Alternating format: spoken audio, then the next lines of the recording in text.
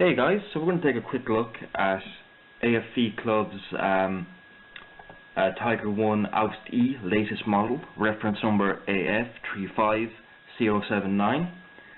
This kit was so nicely sent out to me by Andy, Tactical Jack Club, a couple of months back, and so we'll have a look in the box. So, as most of you are well aware, there is a lot of Tigers on the market at the moment, between Tamiya's venerable older kits that may not be the most accurate, or at this point their detail is beginning to be outstripped by more modern moulding techniques. They are still very nice kits and very good models just to build for if you just want something that looks like a tiger. And then we have at the very other end of the spectrum we have Tamiya, or not should I say Dragon's ultra detailed kits that are, you know, 800-900 parts, incredibly complex and also incredibly expensive kits. In the middle ground we did have AFV. Now there's another kind of competitor in the middle / upper high ground tier of detail, which is the new model released by Riffield that Adam Mann just only about a week ago reviewed, and he did a very good job because he's more the authority in the Tiger tank than I am. I only know very little about this piece, this armoured fighting vehicle as it were. So before Riffield came on, which is probably a better kit than this, this was only kind of, if you're looking for a more nicely detailed model for a slightly better price, because these do retail cheaper than most Tamiya kits and you get more in them. So to speak about the extras we get a metal barrel, which is lovely. We get it's like a turned aluminium barrel, very nicely machined, no burr or tool marks, very nice. And we get a couple of metal or brass metal engine grills. So that allows us to build a very nice looking Tiger tank out of the box. Unfortunately, there is no cimrus included in this kit. There's no mold on cimrus or photo etch or plastic etch, if you will, panels you can glue on. Now I imagine if you did a bit of searching, you probably would find a photo etch, pre-made photo etch cimrus set, or maybe one from Attack or ATAC. Again, it's not that cimrus isn't that hard to do. Like even just with a little bit of wall filler, very thinly put on, you can do a very nice cimrus pattern. It's not nothing really to be intimidated by. It's actually quite a rewarding process. So that's the only thing you'd have to actually add yourself. Now there's probably other little details if you're building a Pacific Tiger, or you're trying to make a very accurate reproduction of a Tiger tank that you'll probably add to, but I can't comment on them because, like I said, I am not an expert in the Tiger tank. So I'm more going to be talking about the quality of this kit, my impressions of its moulding, and just how much of a user-friendly this kit is. So we're going to have a look at the what's in the box. I've already taken the liberty of unbagging everything just for expedience sake, and we'll get cracking and see what we get inside the box. Okay, so we'll have a quick look at the instruction manual. We get a little spiel of history here, blah blah blah. It's whatever. Like I don't think it's not a big thing to get too excited about. We get our colour callouts, our legends, our safety notices, because you know we're all idiots that way. The colour callouts are for GSI Kiros or Kriros, basically Gonzo Senyo. Mr. Colour, or Hobby Colour, Mr. Colour Spray, Humbrel, Refill, and Life Colour. You'll have to, if you're using either type of paint system, you're going to have to find conversions.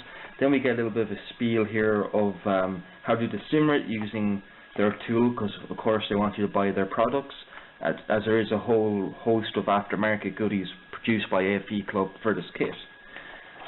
Just going quickly through the instructions here. Again, everything is very nicely laid out. Nothing is too busy, as you can see, so there's not like a monstrous amount of parts. So it's not a confusing build. This is a 19-step build. Again, we can see our placement here of our photo etch engine grills, which is always nice. We get some gun breech assembly. If you open up some of the hatches, you can so it's not a complete void. Gives us the shaded areas on the vertical surfaces of the upper hull for the cimrus placement, which is always nice. And so, like again, nice, very clear, very crisp marking callouts, or should I say instruction steps. And then it gives us some very, very nice and very detailed painting options. And they have one thing that I wish other companies would do. They give us top views. They give us plan views of the paint schemes, so we actually know where to bring the camouflage schemes. It is something I wish that other manufacturers would do, because it kind of puts me off doing camouflage patterns, because when it comes up onto the top holes, I don't know where to bring the lines, you know, that way. It seems like kind of a funny thing to say, but when you think about it, it makes sense just to know where it's meant to go. So we get quite a few marking options on this. We get 5 various options from both the eastern front and the western front. Mostly the vehicles on the western front are from 101 and 102, various Normandy vehicles. So again, nice, get our parts list here. So if you should need to go and search your sprues, again, always nice to have it. Some of the goodies, here's our turned aluminum for our American viewers, or if you want to be Western European like me, aluminium barrels. Again, very nicely done, very minimum tool marks, so nothing that a liquid paint won't hide that, because you can always tell the cheaper barrels, you can actually see where the CNC mill has marked the aluminium because they hit it too hard. So again, beautiful that it has this. It's kind of one of the reasons why I prefer this kit over a lot of Tamiya kits, is that it comes with a few extras you don't have to buy separately. Oh, of course I drop it. Our decal sheets, various markings, different colours. We have Whitman's 007 and a few other markings and tactical numbering. And then on the inside then we have our photo etch press. Again, we get just basically the engine grills and a small anti-aircraft sight for the MG34 on the commander's cupola. So again, nice, very neat little setup. Not too much, and not enough photo etch either that would overwhelm or scare a modeler. So let's have a look at the part, shall we? Okay, so the first part we're going to have a look at is the lower hull tub. So the styrene in this case is just kind of tan, yellow kind of colour. It's a bit horrible, but what does it matter, you're going to be painting it. Detail across the kit would be on par with Tamiya, maybe slightly more defined, but not to the same crispness as Dragon, which I'm sure you'll see as we go on. So no real under detail here. A couple of well marks and these couple of access panels, and that's about it. But again, unless you're really modelling this vehicle overturned, doesn't matter. And the answer is no, it does not. In my opinion, of course. Haha. Loophole! Anyway, nice detail here for the sprockets, a few little limiters, wherever the hell those things are. Adam, what are these? What do these things do? Please help. But also nice little these kind of brackets, I believe, or what the hell they're meant to be. See, I told you, I'm not a tiger guy. But anyway, pretty nice detail. It's nice, well detailed. You might want to add to it slightly if you want to make it a bit more pronounced, but it's not the worst I've seen. It's a little bit more pronounced than Tamiya's anyway. So that's the lower hull tub. Nothing too crazy. And continuing our theme with the running gear and lower elements of the vehicle, I'll quickly draw your attention to the final tracks. I'm not going to be using these. They are pretty nicely detailed, but I just don't like final. I don't like having to do the whole pinning method or the gluing method to get the realistic track sag. It's just a pain in the arse. Even when I started off model making, I didn't like. I always preferred link to links. However, AFV Club has a whole host of aftermarket kits for this particular Tiger, including pre-made link-to-link, fully workable hard plastic tracks that I will be picking up in the near future, which I'll be doing an unboxing when I get them. So you do have options if you guys don't want to be using vinyl. However, they are pretty nicely detailed, but just I won't be using them in this build. Not for me. Solid guide horns. I don't know if the Tiger's meant to have hollow or not. So again, so you just know yourselves, these are solid. I believe the Tiger's ones were solid too, I think. If not, well, at least you know.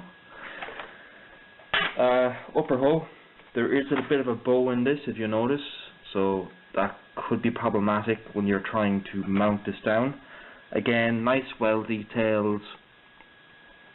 Not as defined crispness as Dragon, but again, this is a quarter of the cost of a Dragon kit, so we do get what we pay for.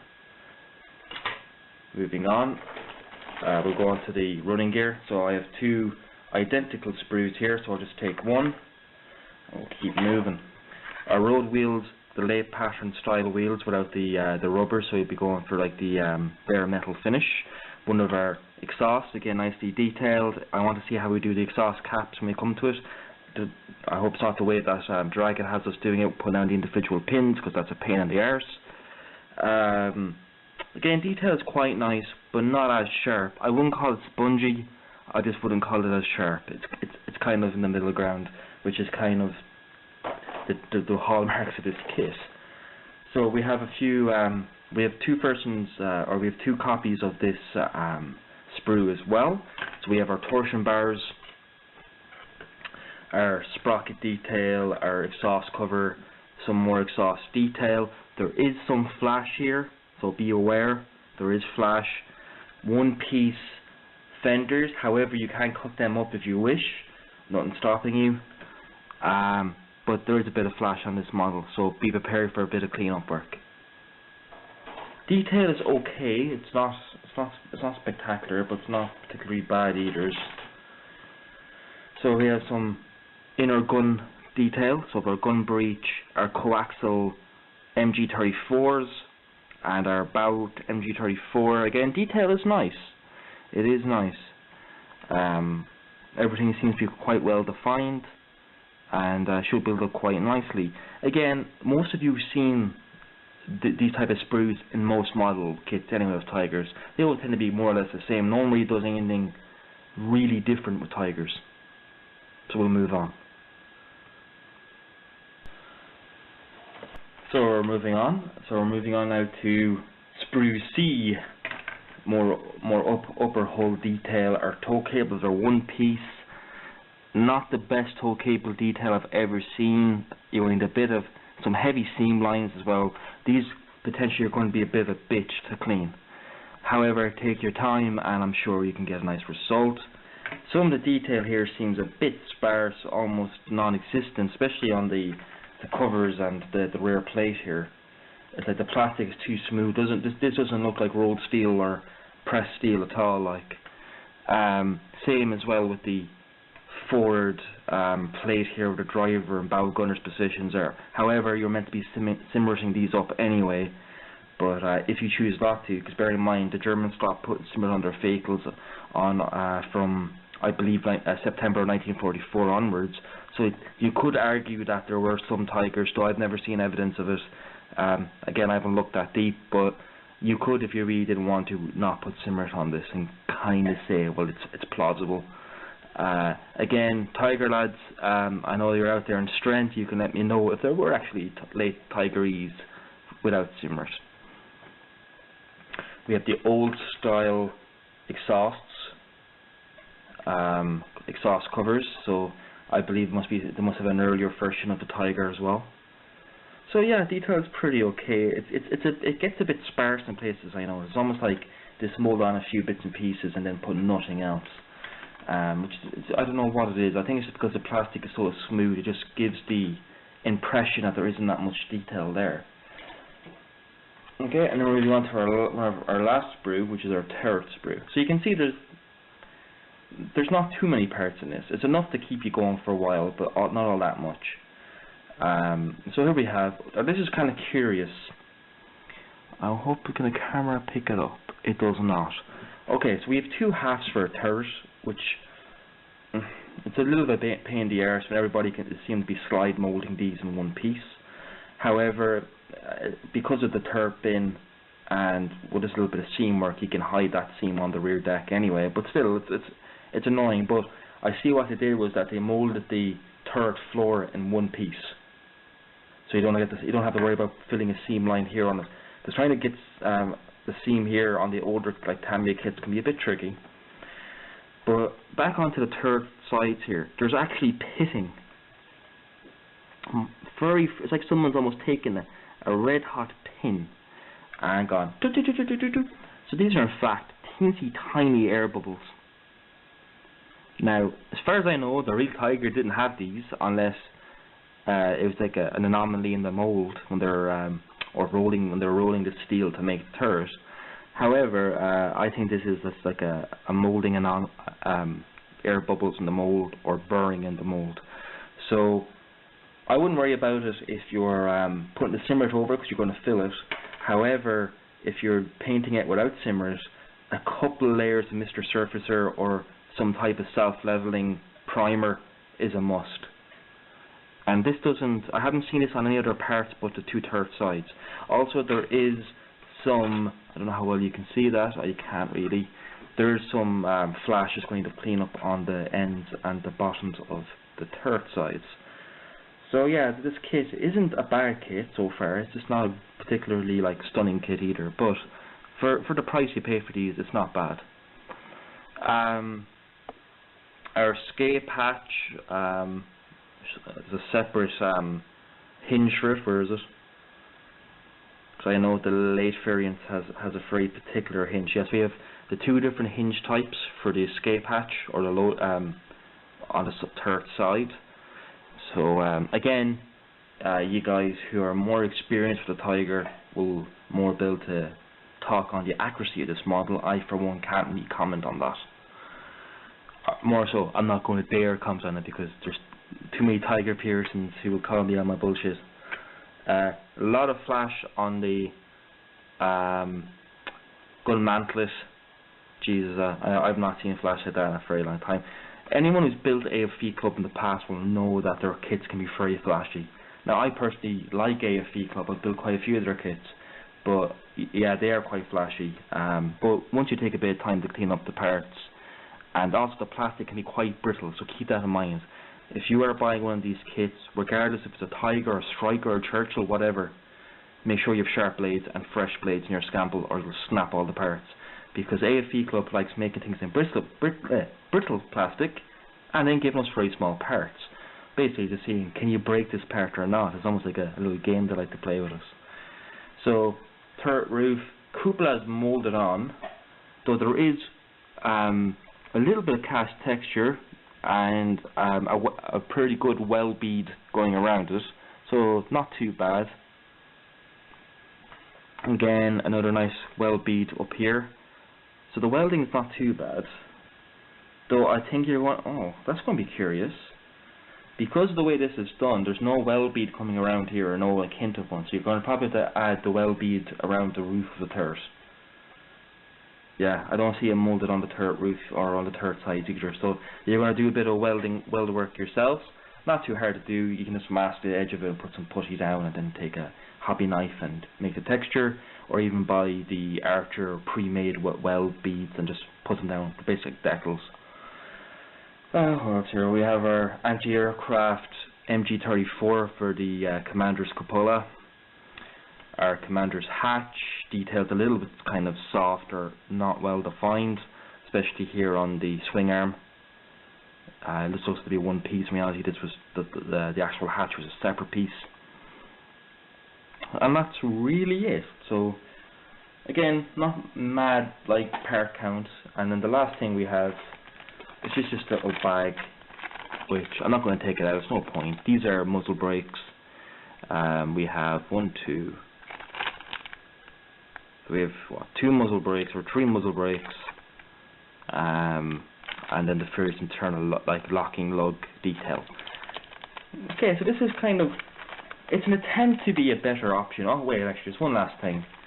We get poly caps and 2 springs for the torsion bars for the idlers, and that's it. So if you want to like push your model around the ground, you can if you wish. I for one be doing that. We have the interior part of our gun assembly that just came off the sprue. So as a kit, what are my feelings on it? It strikes me as a kit that you're going to have to do a little bit of TLC on it. either because they've simplified certain parts of the kit, or you're going to have to go and buy, well, if you wish to get a sharp model out of this, you might have to buy, well, I think because they're trying to encourage you to buy some of the aftermarket for this. I think out of the box it can build into a very fine representation of the Tiger 1 lathe if you are willing to put the time in. Again, its dimensions and how accurate it is to a real machine, I can't comment on that. I'm not going to. Again, the likes of, say, Cone or Adam can say this is a good kit or not. I'm more just seeing it from a model maker's perspective, because this isn't my expertise, the Tiger. It looks like a Tiger. It has the essence of a Tiger. So if it looks like a Tiger, it is a Tiger, if you want to follow that philosophy of thought. And that's kind of how I see it. So I would recommend it. However, I'd be more curious to see with the new company Ryfield. Ryfield seems to be a step of detail ahead of this again, and it's not all that expensive. I believe you can buy the Ryfield Tiger including shipping for about $50, I believe, maybe a little bit less. However, the Ryfield one has its own issues regarding the tracks being in the kind of model Kestrel style tracks that'll take you about a century to put together. But other than that, there's plenty of aftermarket tracks for Tiger tanks anyway, so you're not really out of things. So it's pretty well detailed kit. I will be doing an unboxing of the Tamiya Tiger 1 early that Fraser von Kettering sent out to me a couple of months back. And when I've done that video, I will do kind of my thoughts on the two of them. I know there are different models, if you will, or different variants of the Tiger 1. This is the late variant, the other one's the early one. But just for like kit for kit, which is the better of the two, or feels to be the sharper detail. Now if this is newer, I believe the Tamiya Tiger 1 came out in the late 90s, if I remember correctly. So this is going to be a bit sharper because obviously molding technology has come on so far. So this is my inbox review for AFV Club's Tiger 1 lathe, reference number AF35079. Also, want a big thank you again to Andy for sending this out to me. It's very good of you, my friend, and for any of you who's looking to buy a good budget, slightly more advanced in terms of molding technology and detail version of the Tiger 1 without wanting to spend big money on a Dragon kit, I would recommend it. And with a little bit of a very small amount of work and a tiny amount of TLC, you'll get a very nice looking Tiger out of this. And in fact, I'll be building this once my Stud Life entry is done. So we'll see what I can get out of it. And I probably will build the Tamiya Tiger 1 alongside the two, and we can kind of trade notes, as it were. So anyway, thank you for watching. Stay safe as always, happy modelling, and watch out for those buses.